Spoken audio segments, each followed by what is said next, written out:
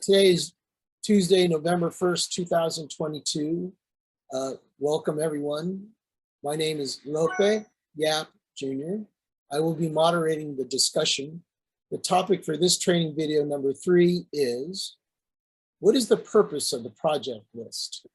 Our guest speakers today are Sally DeWitt and Carolyn Castillo. So welcome. Sally, what is a project list? A project list for a school district would be something in the facility master plan, something drawn from the facility master plan, or several projects drawn from the facility master plan. So a key question is, what is the facility master plan?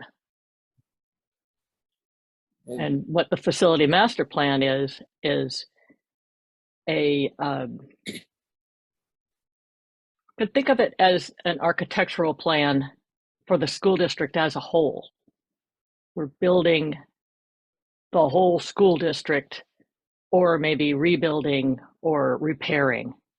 And so we encompass all the schools in the school district and plan for their maintenance, their rebuild, their new build.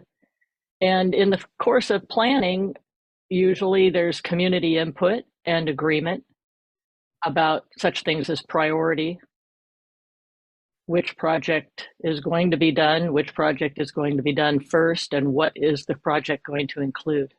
Thank you, Sally. Also, does a Project 39 bond measure require a project list? That's a very good question. Prop 39 and the related statutes, education codes and so forth, refer to specific projects in the project list. So the question then becomes, what is specific? And so I think I will leave it at that. Oh. Carolyn, do you want to respond to anything that Sally just mentioned? Yeah, I'll probably add to it. When the facilities master plan is developed, the output of that with the community input identifies priority projects. And these are typically capital improvement plans, because usually with a capital improvement plan, it's something that either the school district may not have adequate funding to perform, or they need to go out and acquire that funding. And one of the funding mechanisms are bond measures. So when a bond measure is put on a ballot, it normally has the list of the projects as well as the estimated value of those projects. And it might have multiple projects, but that value is what the taxpayers are approving at the polls. So it's important that there's a tie-in with the project list, the master plan, because both of those will eventually end up informing the taxpayers what funds they want to approve for specific upgrades at their school district facilities. Sally, would you like to add to what Carolyn just mentioned? Yes. Please do. Let's see, the facility master plan in a properly run organization, any organization, including school districts, you start with a plan for what you want to do, and then you fund the plan. And so in West County, for example, we have a very well done facility master plan. I think it totaled something like $1.6 billion right now, encompassing all the schools in the district. And properly done, the bond measures would inform the community about what part of the plan is being funded by this particular bond measure. It would be specific about that.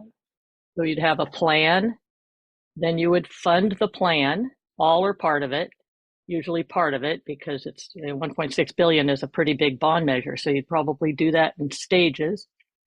And then you manage the projects and hopefully to budget, but everybody knows that things change. And if they change significantly, you may have to go back to the plan and reprioritize other projects that are still as yet undone, things like that. So that would be the process. So it would be a back and forth, starting with the plan, going to the bond measure, going to the project management, and then possibly back to the plan. It's a fluid process. Thank you. Carolyn, how do you know if a district's project is on the project list? Well, the first thing you look at is the bond measure language itself. And that's normally what people look for typically. There's places you can find where that bond measure is written, and you can download it off the internet or whatever. But that tells you this funding level, like $200 million, is for these specific projects. And that way the taxpayers knows what they're paying for. But in some places, they also put what I call a laundry list, because it also includes a number of other projects that are not well defined.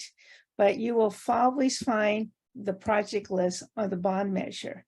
And as a good checkup, you can check to see how does that align to your facilities master plan. Theoretically, they should be a match. You should be able to say, here's a requirement, it's being met by this bond measure. And then that way, the taxpayers, as well as those people managing those bonds, knows what to work on. Mm-hmm. Thank you, Carolyn. Sally, any additional comments? Yes, I would say that before West Contra Costa County got a facility master plan, let's see, I believe that was completed in 2013, if I remember correctly. Was it that early? No, maybe it was 2016. And they started their bond program in 1998. So that's quite a stretch of time to be passing bonds, and there is no facility master plan. So when that happens, when a district does not have a facility master plan and they're passing bonds, then there's no facility master plan to go back to, as Carolyn's pointing out, to check to see if it's in the plan. And then what happens in those cases is that the money is approved by the voters, and then the district goes about the business of planning what to do with the money. And in the bond measure itself, the language is very non-specific. Such things as technology, we're going to improve technology, or we're going to improve safety or earthquake features of the buildings and so forth. So it's very non-specific. You don't know which school, you don't know when, what the priorities are. You just know that it's going to fall into a category called safety or technology or something like that. And so I have something to say about oversight in these different situations where you have either specific projects that you can tie the bond measure back to, very specific projects. This school, this is what we're going to do. This is before that school, priorities are set and so forth, versus situations where you have none of that. You just have broad categories of expenditure that you're going to use. I can talk about the oversight implications of both of those, or I can wait until that comes up. Thank you. So I want to thank our guest speakers, Sally DeWitt and Carolyn Castillo. This was quite informative. Thank you very much.